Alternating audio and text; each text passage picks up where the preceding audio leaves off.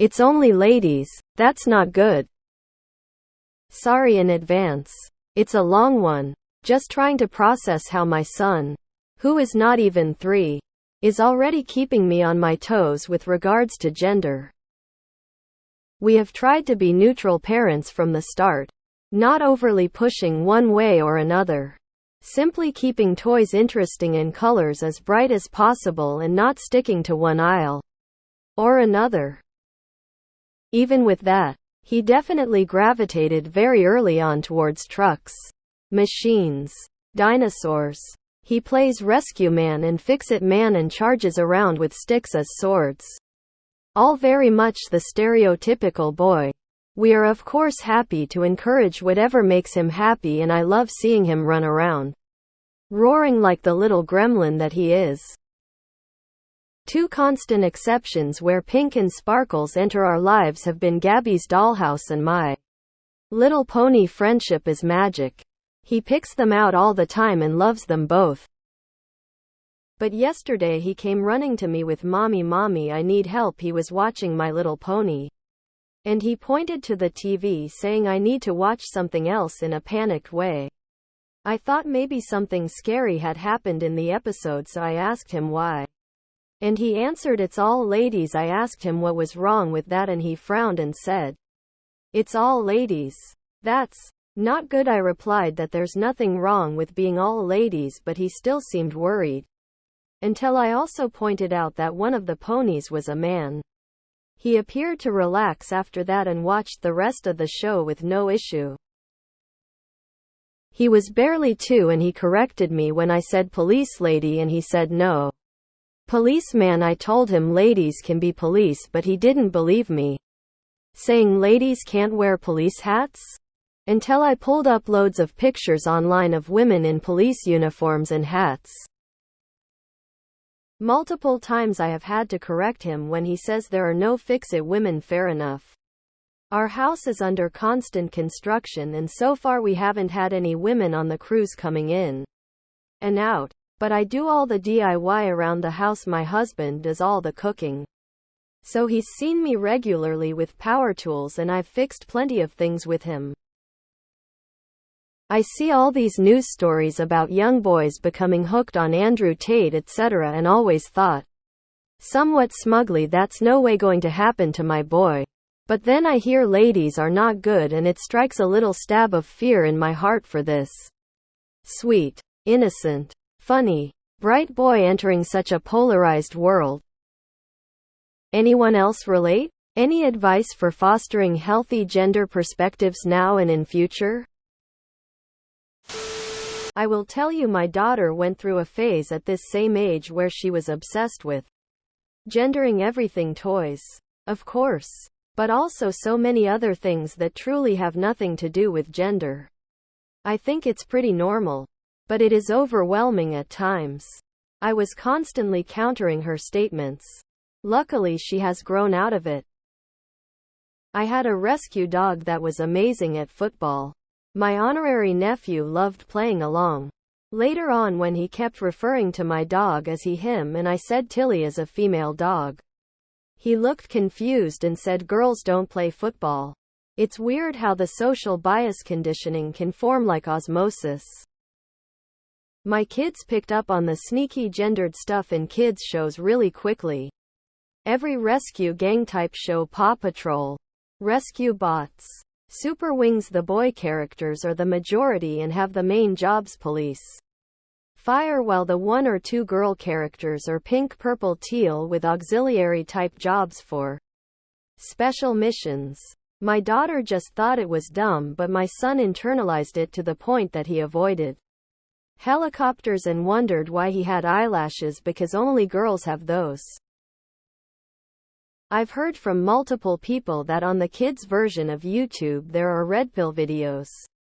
Getting through the filters, as well as seemingly innocent ones that have those ideas embedded in them. This stuff is being thrown at kids from every angle. Me too. I'm a staunch feminist and my son suggested the word female when we were doing a crossword together. When the clue was person who does not work, the actual solution was idler. I basically just explain everything about what women deal with and he gets it now. He's a really good kid. This seems very developmentally appropriate. He's forming ideas of the world. Kids this age want to put everything into categories so that they understand it. My son right now is insistent that girls can't sing boy songs, which is if a boy is singing, and vice versa. It seems like he noticed all the My Little Ponies were ladies, so it didn't fit into his category, since he's a boy. But when you told him one was a boy, he fine. Just keep on doing that when he brings stuff up. Yes, girls can have short hair too. Boys like wearing dresses sometimes, too, etc. as it comes up. He'll probably age out of that. At 3, my son could not wrap his head around the fact that this 2000 lb Percheron draft horse at my grandparents' farm was a mare. Female anything just wasn't supposed to be that big and muscular. Then he got older and realized the world isn't as portrayed in children's books and TV shows. Seeing his dad cook, clean, and be as involved with parenting as his mom probably helped. My friend's daughter is 4 and takes ballet. My fiancé asked her if could do ballet with her and she said no, because boys don't do ballet.